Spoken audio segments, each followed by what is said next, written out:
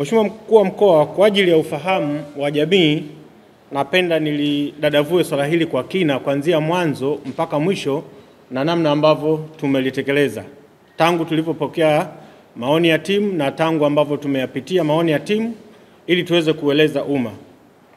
Mheshimiwa Mkuu wa Mkoa, swala hili limekuja kufuatia uchunguzi ambao timu iliundwa.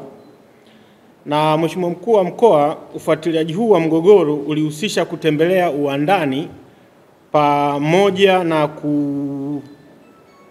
kupitia kumbukumbu katika sehemu mbalimbali. Lakini pili, timu tumebaini kwamba ilihoji watu wote zaidi ya 8 ambao wamehusika na swala hili tangu mchakato huo ukianza mwaka 2011. Lakini tumeona pia timu imepitia kumbukumbu zote za Wizara ya Ardhi, lakini pia timu imepitia katika kumbukumbu zote za kimahakama, kwa maana mashauri yote ambayo yamebainishwa katika miliki hii, yani kiwanja namba 819 Msasani Beach. Lakini pia tumeona timu imepata taarifa nyinginezo kutoka Mahakama Kuu. Mheshimiwa Rasi, labda niurejeshe umma katika swala hili. Mtakumbuka kwamba awali tulisema kiwanja hiki umiliki wake ulianza mwaka 1999.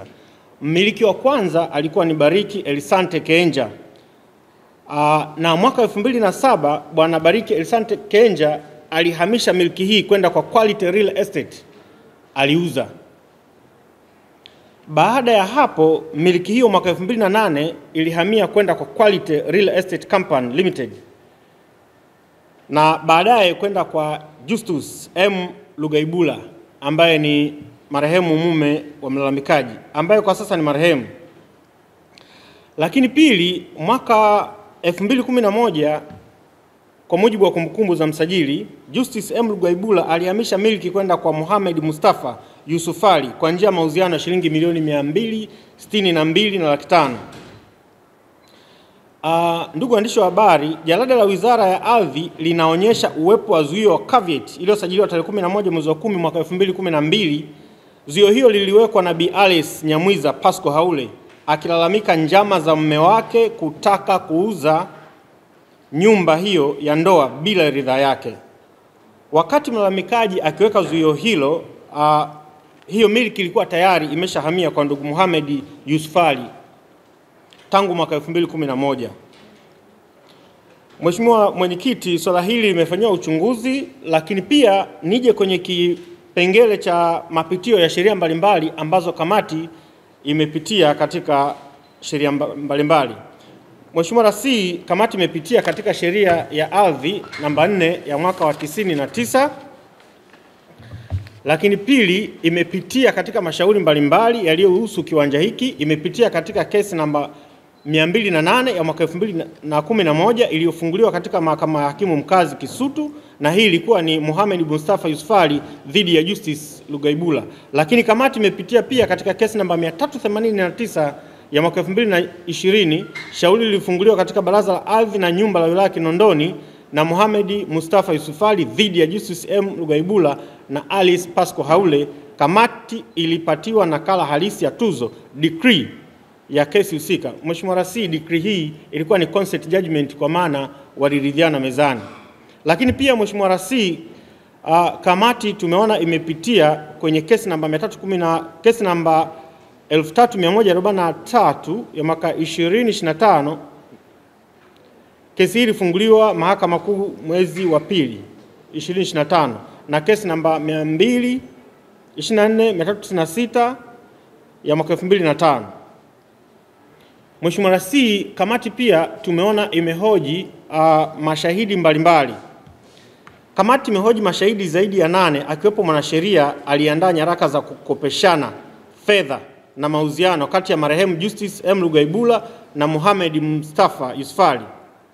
Shahidi katika taarifa ya kamati anakiri kwamba anamfahamu mume wa mlalamikaji ambaye ni Justus M. Lugaibula, ndiye aliyechukua draft ya spouse consent kwenda kumsainisha mlalamikaji Alice Nyamwiza Pasco Haule Anasema mume wake alichukua nyaraka hiyo na kwenda kumsainisha, lakini baadaye akairejesha mume wake. Shahidi anakiri kwamba hakuwahi kumuona sehemu yoyote Bi Alice Haule akisaini nyaraka hiyo. Mheshimiwa Mwenyekiti, lakini pia iliingiwa mikataba, kwenye taarifa tumeona iliingiwa mikataba miwili, mkataba wa kukopeshana shilingi milioni 150 na mkataba wa transfer wa hicho kiwanja kwa gharama shilingi 262 na laki 5.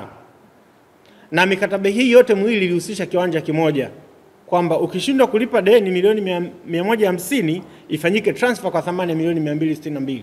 Lakini Mheshimiwa Mwenyekiti, tumebaini kwamba masuala yote ya kukopeshana hayajawahi kuripotiwa Wizara ya Ardhi.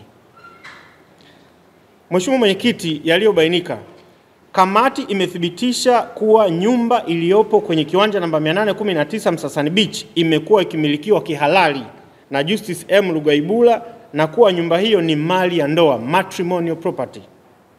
Lakini pia kamati imebaini kuwa mnamo mwaka 2010 Mohamed Mustafa Yusufali na marehemu Justice Lugaibula waliingia mkataba wa kukopeshana fedha kiasi cha shilingi milioni 150 kwa dhamana ya nyumba tajwa.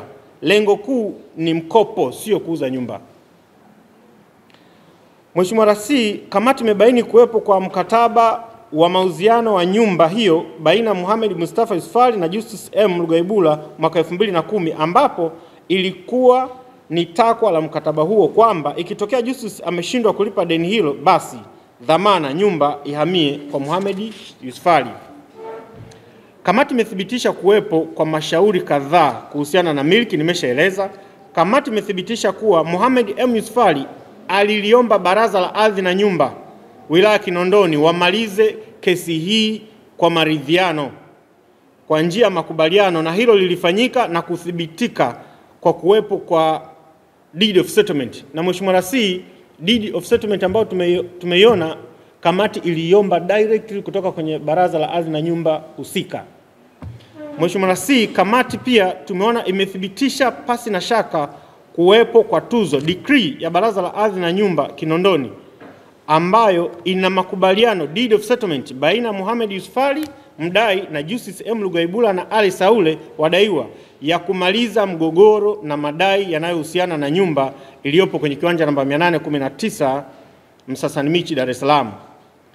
Mheshimiwa Mwenyekiti, kamati imetilia shaka kama spouse consent kibali cha mwenza kilitolewa kwa mujibu wa sheria ya ardhi namba 4 ya mwaka 99 ikisomwa pamoja na sheria ya ndoa ya mwaka 1971 kwa sababu zifuatazo.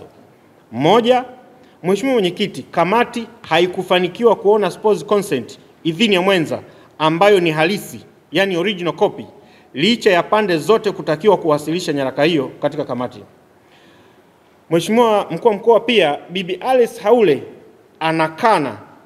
anakataa kwamba hajawahi kutoa idhini ya ndoa ya kuuza mali ya ndoa. Anaeleza kwamba ndio maana amekuwa akishughulikia swala hili akilalamika tangu mwaka 2012 na akaamua kuweka caveat.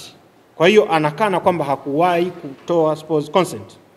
Lakini finding ya tatu katika spouse consent, Mheshimiwa Rasi, maelezo ya wakili aliandaa nyaraka hiyo yanasema kwamba hakuwahi kumuona Bi Alice Haule akisaini nyaraka hiyo mbele yake, bali aliandaa nyaraka hiyo kisha kumkabidhi mume wake na mume wake akairudisha ikiwa imesainiwa. Lakini pili, Mheshimiwa Mkuu wa Mkoa, kivuli cha nyaraka ya idhini ya mwenza ambayo iliwasilishwa na mwanasheria wa Mohamed Mustafa Yusufali inaonekana kuwa na saini ya maandishi na dole gumba kwa maana ya thumbprint, hali inayotofautiana na maelezo ya wakili aliyeandaa na kugonga mihuri nyaraka hizo, ambaye alikiri kwa maneno na maandishi kwamba nyaraka iliyowasilishwa kwake ilikuwa na saini ya maandishi tu. Yani nyaraka ambayo mwanasheria aliandaa nyaraka zile za mauziano kati ya marehemu Justice na Mohamed Mustafa, anasema ililetwa ikiwa imesainiwa na mkono. Mheshimiwa Rais, kuhusiana na jaribio la kumuondoa kwa nguvu Bi Alice Haule katika nyumba iliyokuwa akiishi, kamati imebaini taratibu za kisheria hazikuzingatiwa kwa sababu hakukuwa na amri yoyote ya mahakama au vibali vilivyoidhinishwa na mamlaka. Aidha, kamati imebaini kwamba zoezi hilo lilipelekea Bi Alice pamoja na familia yake kushambuliwa na kudhalilishwa. Vile wapangaji wa Bi Alice ambao ni raia wa kigeni waliibiwa vitu mbalimbali ikiwemo fedha zao, na masuala haya yameripotiwa katika jeshi letu la polisi. Mheshimiwa RC, baada ya kupitia taarifa hii ya kamati, pia tumeona maoni ya kamati na naomba niyaseme hapa kama yalivyo. Mheshimiwa RC, maoni ya kamati, maoni ya kwanza ni kwamba serikali kupitia mamlaka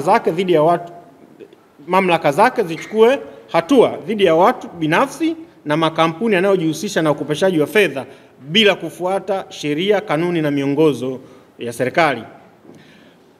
Mbili, pamoja na juhudi kubwa za serikali za kutoa elimu ya fedha na ardhi kwa wananchi, tunashauri jamii isiingie mikataba na taasisi au watu binafsi mikataba kama hii ambayo inatoa mwanya mkubwa wa kudhulumiwa. Tatu, wanandoa wanapouza mali ya ndoa washirikishe wenza wao na wanasheria waone wenza wao wakisaini kwa macho yao, kwa sababu watu sasa hivi hawaaminiani. Wajiridhishe ushirikishwaji wa wanandoa katika kununua na kuuza mali za ndoa. Lakini nne, waliohusika na jaribio la kumuondoa Bi Alice Haule kinyume na utaratibu wachukuliwe hatua kwa mujibu wa sheria. Mheshimiwa Rais, na hilo lishalitolea maelekezo tangu siku ya kwanza. Mheshimiwa Rais, pia tumeona katika taarifa ya kamati, kutokana na hizo fact, wanapendekeza milki ya nyumba hiyo irejeshwe kwa Alice Pasco Haule kama msimamizi wa mirathi ya marehemu Justice Lugaibula, ikiwa ni utekelezaji wa tuzo decree iliyotolewa na Baraza la Ardhi na Nyumba wilaya ya Kinondoni mwezi Septemba 2021, lakini pia kutokana na mashtaka ya kughushi spousal consent kwa maana ya idhini ya mwenza. Mheshimiwa Rais, baada ya kupokea taarifa hii na kuipitia kwa kina, Katibu Mkuu Wizara ya Ardhi Engineer Anthony Sanga alifanyia kazi swala hili na hatimaye kuirejesha milki hii kwa mlalamikaji. Na hapa Mheshimiwa Rais, kikupendeza, naomba nikukabidhi hati miliki husika ya Mama Alice ambayo ni hii hapa. Asante sana. Barikiwa sana. Asante sana.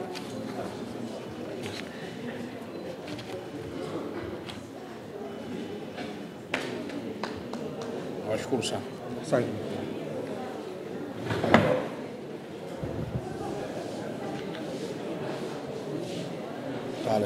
Ndio. Ndio.